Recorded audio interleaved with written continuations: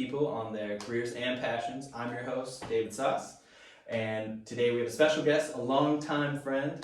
I've known him for upwards of 10 years. Yeah, definitely more than that. More than that. And today we're going to dive into all of his stuff. He's been a photographer, a filmographer, game designer, artist, chef, cannabis chef, some made-up jobs that don't exist yet, audio tech, actor.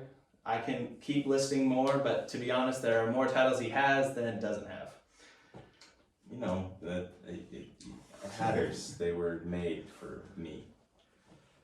So, do you have experience drinking alcohol? You know, I really cut my chops drinking booze out in the jungles of Laos. I really put down a disproportionate amount of booze while I was bartending out there. So yeah, I'd say I have professional experience even drinking alcohol. Excellent. Let's get started. First shot. We got some vodka, some North Sisters. Cheers, my friend. Cheers.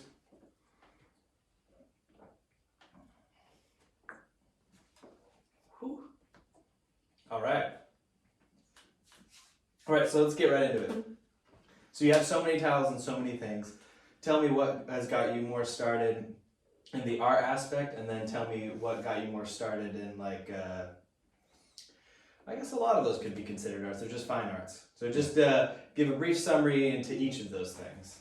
Okay. The most I'm curious about is video games. All right, so video games is easy. I always was into video games from a really young age. As long as I can remember, I've been playing video games of some sort. Almost as long as I can remember. I do remember being a little kid. I didn't have any systems, but you know, I got my first Game Boy. Before that, I had I had the Nintendo 64. That was my first console, and then PlayStation 1 right after, and the Game Boy. Good times. Always loved it. Big fan. And I wasn't such a big fan of school. I've always been into learning, and you know, I am a scholar in the sense that I love knowledge and I like gathering more of it, but I fucking despise the way our standardized school system is set up. Oh, it's awful. Yeah. I think we've even talked about it in another podcast. It is atrocious, and the fact that we made it through is still like. Yeah, and I don't know how much you're aware, but I really barely made it through high school. Like, hey. I fucked off most of the. That's why we were so close. By the way, yeah, we went to high school together, and and that's kind of how we became friends. Like, it is definitely how we became friends. It was me dicking around in chemistry class. Yeah, we're just but what if we set it on fire? And then flamethrower. And somehow we did not get in trouble for that. So we had a pretty cool teacher, but it was not bad. It wasn't bad. Anyway, after high school, I really didn't even want to do college. I had always thought about it being a thing, but then I just was so disillusioned with the school system. I didn't want to do another however many years of it. I wasn't game. I wanted to just get a job and weld and do art. And that was my first blush thought of what I would do in school. I thought I was going to get a welding certificate and just do that for work, and then do it for my art on the side, and then you know, like add this new sculptural element to what I was doing. And, well, what got you into art? I was always kind of into art, you know. I never let myself consider myself an artist for the longest time, though. My mom went to architecture school, and so her just freehand doodles while she's on the phone or doing whatever were always amazing. They were great, super accurate. And to me, I was like, oh, my mom is such a great artist. And she would always say that, nope, she wasn't really. And I was like, okay, well, that's a weird complex to give me. What does that even mean? Like, that's not good? So what are my scribbles? And I just couldn't advance fast enough. I got kind of close with cartooning for a time, but it fell off. I couldn't get it to where I would want the images in my head were not translating. That was always my biggest struggle. And so I put it down. Like, this isn't for me. Until in high school, at some point, I learned enough about computers that I got into torrenting and different stuff, and so I stole myself a copy of Photoshop and I started playing with it because I thought it was cool. And after, you know, a few tutorials and then messing around on my own, I I was actually happy with what I put out. It's like, yeah, this is what I intended to do. I meant to do this, and it's awesome. And other people think it's awesome. Maybe I've got something here, and I just ran with it. And Photoshop was my main and only thing for the longest time, and it helped get me into photography more. I was already kind of into it. Then I was like, oh, if I get more shots, I won't have to deal with stock images as much and getting permission from people and blah blah blah. Back in the DeviantArt days, when it's sending messages like, hey, can I use your photos? And like, I want to do this thing. Good art community. Mm-hmm. And it just stuck with me from there. And after I did that for a while, I was really able to accept, like, yeah, I am an artist, just because I don't do the traditional whatever. And that's in some ways better too. Like I found in like art especially, like the more we like put lines up of like what defines an artist in a certain way. That I will agree with. Yeah, it never felt that simple to me. It's like such a big area, and to like divide it up kind of takes away from the point of it. Yeah, so I mean, that's kind of my thing in general with humanity. I think we over label and we want to put everything in a little box. And that's just not how the world works. I run up into a lot of that back in the day, because at the same time I was getting into Photoshop, I was really heavily into poetry, and I was posting, and that was fairly well known back in school and whatever. And I was posting a lot for competitions and things online, and it had these just Byzantine and unnecessary rules, just trying to, it was gatekeeping. At the end of the day, it was just gatekeeping for gatekeeping's sake. And they thought that was a thing. They were like, yeah, we want only the upper echelon of what the most masterful poets are. Like, you should be using your literary skills to the finest, and everything you say should be obscure and obfuscated, and if it's not behind 7 layers of interpretation, it's not worth writing. Fuck these people, I hate you. Just because we're doing poetry doesn't mean we need to be pretentious about it. You want to be a dude like, and some of that stuff was really great. Some of it was legitimately very good, but there's something about trying to standardize the creative arts that's just grinds my gears. Yeah, and we could go on all day about it. Like, there's seriously a lot of problems, but let's go into top picks. I want you to just tell me which you'd rather do. First off, would you rather do an art show or a wine tasting? Is it my art show? No, just a art show. Wine tasting. Wine tasting. I love art, but I like getting drunk a little bit more. Yeah, that might not be my best one either, because you could probably do both. Like, usually it actually is both. Lots of wine tasting has in DC. And an art show without wine art showing sounds super like champagne is great. All right, and then would you rather play music or be at a show? Oh, be at a show. I'm a dabbler. I like to play, but definitely I like to listen to people who play better than me. Right. It's definitely like a wide scale. Like, it's humbling when you're like playing yourself and then you go to a show and like someone's like, wait. It's enjoyable, but in a different kind of a way. Right. I was like, yeah, this is amazing. I am consuming something great here versus like, oh, this feels good that I have done this. And like playing usually like an instrument is usually for me. It's not necessarily for other people. Yeah, exactly. All right, and then we got weed or booze. Oh, weed. All right, and then would you rather be playing video games or making art, like photography or actually, at this point in my life, making art. I would rather be making art than playing games. Although that does include games. I would probably rather make a good game than I would play games. I love playing games still, and I do get down to it, but I'm so pulled to create or go explore out in the world or do some kind of recreation to build up my body that I make a lot less time for it now. All right, last one. Would you rather be in a movie theater or see a play / musical? I mean, I'm just in the movie theater, so. Well, you're in the musical or play. Oh, okay. Would I rather be in a film or be in a play? Is that the question? Let's put it into both. Watch a movie or watch a play, or be in a movie or be in a play. I like both. That's a more difficult question than it sounds like on paper. Because I think one of them is easier than the other, for sure. I would rather be in a movie. to be honest. I've done the play thing for one, so, and I haven't done as much like film acting, hardly any. We'll see, that might change in the near future, but I would probably rather be in a play, because be in a movie because it's novel, and I would rather see something in IMAX than watch a play. Yeah, like I really like plays. Broadway's kind of an exception, but All right, let's do it. We're on that first shot for a while. It's time to cook it up. This is some rum.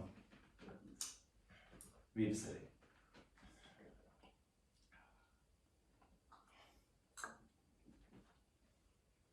All right.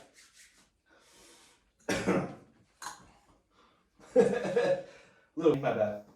All right, let's go into some big life-changing moments. So, like, where in your moment where did like things just totally change for you?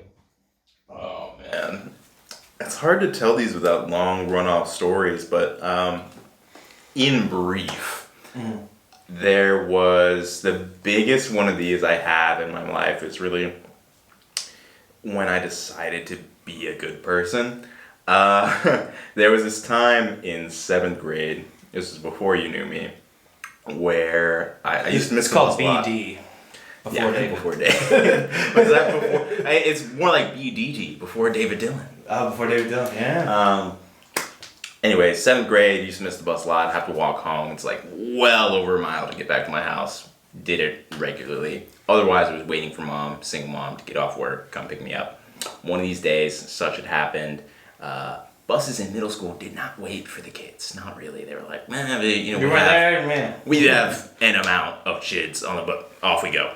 Yeah, so missed it. Mom was taking a really long time. Dark had set. You know, it was probably on the latter half of the year, so shorter days, but it had been dark for a while. I felt like I'd been there a long time. My friends who lived close had already come back to the school to check on me and hang out, and we'd been there for a while, like done some rounds of body boxing, fucked around on bikes, like I'm still sitting there waiting, and I'm just really tired. I went to Dexter, yeah. I just got tired of it. And one of my other friends was there, and I just walked off with this little ragamuffin, and we went off to his house, got some supplies, and we're fucking around, walking around the town. We did that all night, and then went and stayed at one of his friends' places, and I knew by then, I was like, this is already full-on panic mode, game over, I'm gonna be in the most trouble I've ever been in because of this event. So that persisted for a while, but along the way I had run into one of my best friends, and what happened is he went home and snitched his mom on me, which was good. His mom got in touch with my mom, and they came and found me at this apartment I was hanging out at, and I saw my mom angrier than I have ever in my life. I walked outside with great trepidation, and I saw her, and I understood everything in an instant. It was like, you know that meme where it's the levels of insight? It was skip right to the boom, but in a bad way. Oh no. It's like, oh, I am going to suffer. I have caused great suffering. Why would I do this to my mom? Like, you've met my mom. Yeah, like, so nice, so sweet. Everyone who's ever met her knows she's one of the best human beings walking this earth. And the pain and it was just so clear to me. And she swore me, and this is the only time in my life where she's ever even close to come hating me. Like, and she insists that it was just the hat, but like I ducked and knocked this hat off my head, and oh man. But it just impressed upon me in such a great way that, oh wow, this is the level that I can really impact people, and particularly people that matter to me and people who built me up, done nothing but good for me. And I said to myself that I needed to do better for the sake of my mom. I was going to do better. I was going to be at the least a really good human being, so she would never ever have to feel anything like that again. And I did that. I was still doing shitty in school, but I was like, I'm going to be a good man. I thought long and hard every day about what that was, and I acted on it every single day until I was exactly who I wanted to be. Right, because like I feel like when we met too, like especially like we were good people, but like when it came to the system, we're just like, fuck that. Like, oh yeah, I mean, I maintain that to this day. Yeah, I'm not I'm not about the status quo, but I take pains to be a really good person as to what that relates to me. All right, quickly, just hidden passions, fire them off. Hidden stuff that people may not know about you. Hidden? Oh, I'm so open. I know you're so open, but just like random things that like intrigue you or interest you, or things that you've done. I mean, I find sex really fascinating, like in an artistic way as well. I would like, in a genuine sense, to have like an inclusive porn studio at some point. All of you consume porn. It's all made for me though. I want to make that happen. I think that'd be cool. That's my only really hidden thing. I would say I don't really talk about that. That's a good hidden one. But Probably still won't ever be for me, unless like the Coen brothers ever direct something. I need story. look, there can be plot and depth. That's a thing. Mm-hmm. Like I think we've seen like a few movies that have it, but it's not really considered porn. It's just like but it definitely there are art pieces that are like that. Not yet. But anyway, let's do this. Let's do this third guy. This is some Four Roses. Cheers. Excuse me.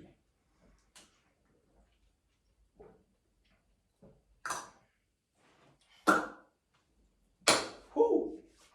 What does the future hold for you? Ooh. And what goals you got? Where do you hope you're gonna be?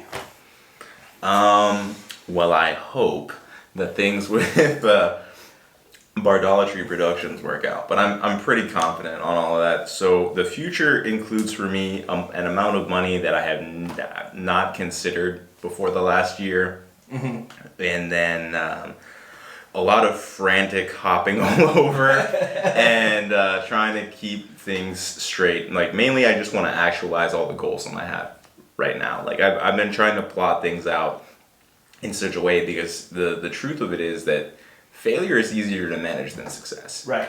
It's easier to be in that place of like, oh, well, I gotta go do this now. I gotta try and do this to try and make up for that. And it's different to be like, all this shit is succeeding and going, going, and I have all the money to do all the things. And it's like, all right, well, now you gotta do it. And you have to chunk out time to take care of all those different avenues. Do you think that like the part that's like easier with success isn't just that, but it's like, so obviously you're getting stuff coming in, but like from the failure you can easily just like go to the start of something else. That's true. The stakes are a lot higher because once you climb to this level, the fall is that much farther, you know? So you have to maintain that, and you can't just maintain it, you have to build it up more. Right. And I'm ready for that, I think. But it's hard to say. You know? So I'm just doing my best to be in that place. I want to get my new home in a great position and provide for my dog. I want to see your venture flourish. I want to see the Lanebros flourish. I want my apparel business to go high. Wow. All right, let's go into. I want that best home cooked meal of yours. Ooh. All right. So this is a toss-up. I cook a lot, but I will have to say that there's this time, and I think it was the time I did it with Cameron. Me and Cameron, our mutual sometimes friend, we cooked up some lamb shank, and it was like a lamb shank stew. Lamb shank? So it's like the leg of lamb, Okay. a shank, if you picture like a cartoon mutton, like that. Yeah. But yeah, so I took lamb shank and then basically marinated it in a tomato-based sauce. It was like tomato and sugar to kind of really soften up the meat and wine and a bunch of different other things. And it came out so delicious. It was just falling up, like we took the bone out of it, just Came free right of the off the meat, bone. and then just dice that up into it, and then serve that over some rice, and then and a little bit of pasta and some other accoutrement, you know, like some good bread and some green beans, and it was such like. And that's so the good. It's best. probably it's definitely in the top three meals that I've ever made. And I cook a lot. I got a signature dish. I make an amazing zuppa toscana, but like this lamb shank was so good. I mean, it's falling off the bone after being marinated. Can it get so better? good, man? We slow cooked it for It's just one of those really meats, only you like know? 4 hours, but it was just, it came out really amazing. We just went downstairs and played video games and then came up and it was so good. We'll have to do that with like some tri-tips or something. Oh, yeah, like definitely. just That's the combination. thing. I'm a better cook now. Like theory, like we can do it and it can get us high. Yeah. Like it'll be fine. It'll be awesome. That's awesome. All right, I think we are ready. We're on to the next shot. Shot 4.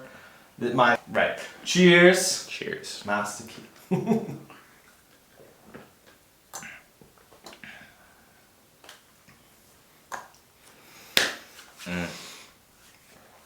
It's good. All right. Yeah, I'm for that. All right. So I know I've been there for a lot of the craziest stories. Give me a few that I haven't heard. Mostly, I want to hear the ones from when you were traveling. And I've got questions later if you want to travel like that again. Oh, dude, of course I do. I missed honestly, I had some big travel plans pre-COVID. Sorry to bring everybody down on that note, but we all did, right? Where would you want to go next, though? Like big goals. Next, I really want to go to India. It's rough because India is having a very hard time of it. COVID aside, that is really where I would like to go next, India. I have a friend out there who's a director and a tattoo artist. So, COVID aside, that is really where I would like to go next because I have a friend who is a director and a tattoo artist, but when I initially met him and was a fan of his before that, it was as a tattoo artist. And he actually did the piece that takes up the center of my back. It's good work. It goes by Psyching on Instagram. Really, really cool art. And one of my goals when I first started traveling was to collect tattoos from all over the world from artists that I respected. And there's a lot of food there too that I want to try. Dude, food for sure. It was an awesome sensory experience in general. But I would like to go to India, to see it, to visit that friend, to visit another friend of mine from college, and see just bits of their world. I really like visiting my friends across the globe and seeing what their day-to-day is like, and then what the special stuff for them is like, and get a feel for the place and the people, and I really dig it.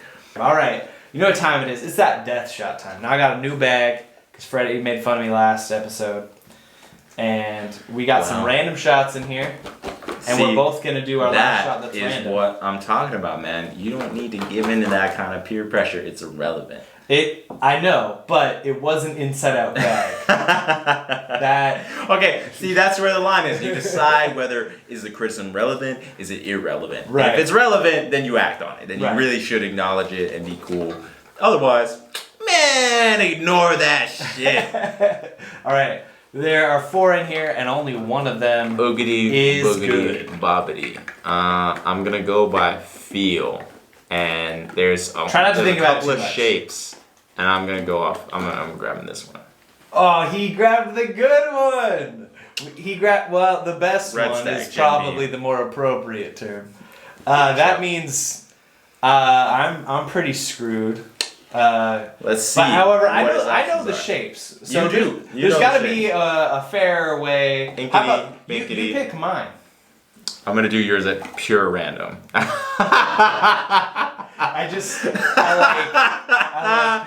got the worst one for him specifically. It's not that bad. No, actually, there is one that's worse. There was one that was worse from that one. I did forget the shot glasses, so we'll do it straight. It's fine, right from the bottom. It's hard to drink. You and me, buddy. You get. Oof! I would do a fireball for you. We'll teach him. We'll teach him the trick. So if you swirl it, you want to swirl it. You get a little bit of centrifugal action. And this is for anything. Like if you're trying to clear out, like when you're shaking out a bottle because you're doing a good recycling part and you soap it up. Well, if you swirl it around first before you tip it over, and then it shoots out more quickly. I thought of that. I recognize that when I'm cleaning, but I didn't even think about that as far as drinking. So cheers. Swirl. Fireball.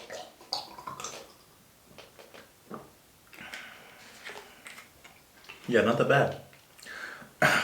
But anyway, since this is technically the part 2, because it is Lanebros and Cuh. And Cuh, I'm the Cuh. That is true. And the final part You're was also the the cookout. I'm the sauce. I'm in between. I fill the spaces. But the and Cuh comes with the my favorite part, which we'll get to continue from the last one, which is who is invited to the cookout. Man. So I got more people. Okay. And you got to decide Yes if or they're no. invited Alright. to the cookout. I got this. All right. So first I'll off, represent the people we on got this one. Michael Cera. Is Michael Cera invited to the cookout? Man, Michael Cera is invited to the cookout because it would be really funny to get him to do stuff. Like everybody has that that cousin who has like a very, very violently white spouse, but they're cool because they're not racist or anything, and they have good views. But they're so violently white that you still have to make fun of them. And that's Michael Cera. So Michael Cera's invited to the cookout. We're gonna make him do dances and things, and it's gonna be hilarious. Quote Scott Pilgrim, all that stuff. Yeah. All right, we got Steve Buscemi. Is Steve Buscemi invited to the Why the cookout? fuck would Steve Buscemi be invited to the cookout? I don't even see an argument for that at all. My only argument would be Spy Kids, because he went on a kids movie and said, "Do you think God stays up in heaven because he is scared of the creation he's made on earth, which is humans?" And he said that in a fucking kids movie. No, that would be my only I argument. agree with you that is hilarious, but as far as the community goes, they're fairly strongly Christian, you know, like so that's not part that I personally take part in. Really, I'm not about it. I could go on a rant, but we're not gonna. Steve Buscemi does not make the cut for me. He is not in the cookout. That is a stink. All right, and then Patrick Stewart. Is Patrick Stewart invited to the cookout? Are you a big Star Trek fan? I don't think I've ever asked that. I'm gonna say Patrick Stewart is invited to the cookout. For me personally, Patrick Stewart has to be invited to the cookout. I'm a big Star Trek fan. Star Trek fan. And Professor X. Patrick Stewart is my captain, first of all, as far as Star Trek goes. Yeah. I respect to Star Trek the original, but Patrick Stewart.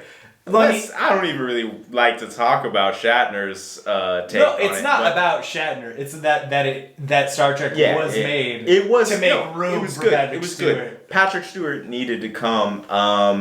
Kirk, I got Kirk was a good captain too, different kind of captain, but Patrick Stewart is my guy. It's like the captain. Even we can compare it to Doctor Who though. Like Deep Space Chris Nine Eccleston is like there, but David Tennant like did it, and like Star Trek's the same way. Patrick Stewart, he's the David Tennant to and that's where it's at. Because otherwise it would be yeah. my boy from Deep Space Nine. But I'm like it was cool to see in the role, but it was it's a station. It was a different thing. It's not exactly being a space cat. It was different.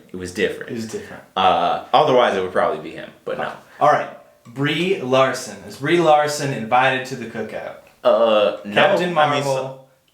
Cameo to a bunch of things.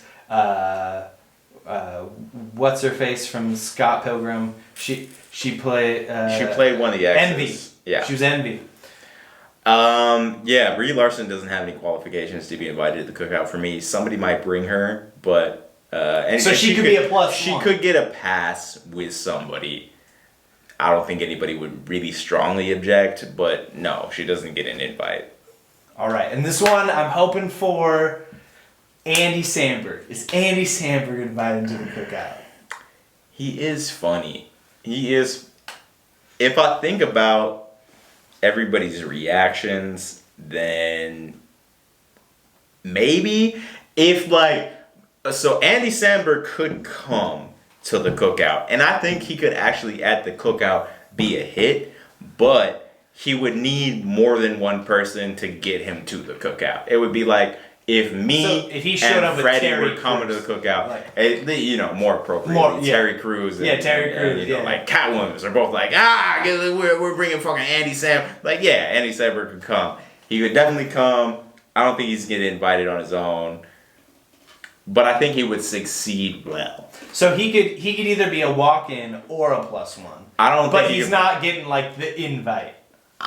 Maybe Samberg could pull the walk-in. I think I saw some of that on the last podcast. Well, not podcast, but I saw that on the last Deep Shots, and I think you're a little light on what a walk-in to the cookout would be. Walk-ins because that's kind of like you're almost coming worse than an invite. to a. Walk-ins are definitely worse than an walk-ins are. It's almost worse than not being invited. Like you have to have the gall to show up without being invited. I don't know if you know, like black people in general do not fucking appreciate people showing up unannounced. That's not a thing. It's a lot of houseable people will just disappear if that's the case. Like, oh nope, nobody's home. Everybody's home. Like how I assume if Samuel L. showed up, everyone would be like, that's Samuel L. Jackson. And then like Tyler Perry shows up and be like, It depends on the crowd, but depends on the crowd. Yeah, I mean I'm not. If Tyler Perry shows up as Medea, that's different. Honestly, we all have a guilty laugh about that. There are guilty laughs about that. All right, we have made it to the end. We've done the 5 shots, the death shot, all of these. We did it, but we did it. I completed one of my dreams. I got one of my best friends on the show. Oh. We did deep shots. We went through all the way through it. And now I just want you to tell everyone what you got coming up. I want to hear the big stuff that's coming up. Okay, so Dylan Cabral Stevens. As far as what's going on for me, I have I have this clothing line, Cabral Creates. I'm wearing one of those shirts right now. They're cool. Check it out. Which is never given me. This is my design. Keep going. Sorry. Anyway, I'm gonna be putting out a bunch of new stuff in my line pretty here soon. I've been getting my house set up. I've had a lot of big life transitional things going on, but I'm gonna be dedicating a lot more time to the line in the next little bit. So I'll be putting out a lot of new products, and that'll be coming through. I also am an art director and part of the team for Bardaro Cheap Productions. Hamlet is going to be coming into production. We're doing the full slate of Shakespeare's film. Hamlet's going to be coming into the productions probably by the end of the year, so we'll be casting for that. I'm looking at doing a bunch of travel and seeing a bunch of things, trying stuff out. And other than that, I think I will be involved in a couple of other film projects. And then, obviously, stay tuned into the Lanebros and Cuh. And we'll see what I can add to those equations, because those are my people, and I would like to boost them up whenever at all possible. And the big surprise drop is that I actually might be starting my own podcast. I haven't settled on a name yet, but I want it to be science-based. So if you like science, anything that I'm funny, check it out. Dylan, your mic.